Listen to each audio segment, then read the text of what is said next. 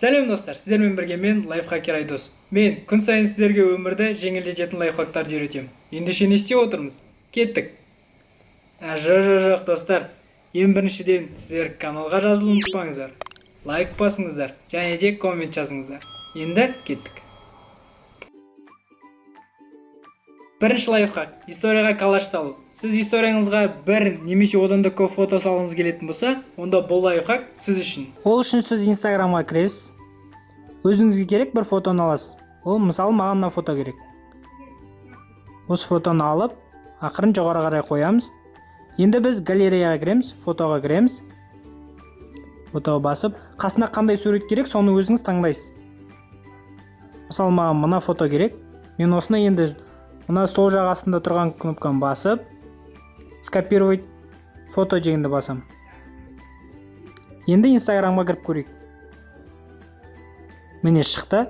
Добавить наклейку дегенді басып, қасына осылай суреттерді қоя берсеңіз болады. Екінші лайфхак, өзіңіз историяға текст жазған кезде оны әдемілеп, әрлеп жазу. Инстаграмға кіреміз.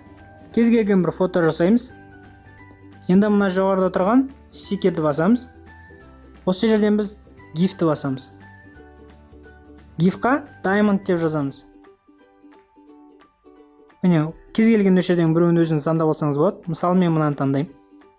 Осыны біз осылай жоғарылатып увеличить етеміз. Осылай істеп алып, бұны біз бірлет сохранить етіп аламыз. Сохранить етілгеннен кейін шығып, қайтып осылай көтеріп, мынаны басамыз. Басқаннан кейін енді қараңыздар.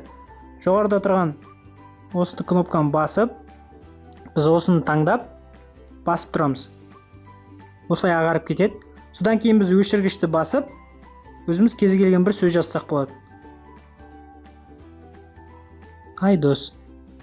Міне осылай. Үшінші лайфхак.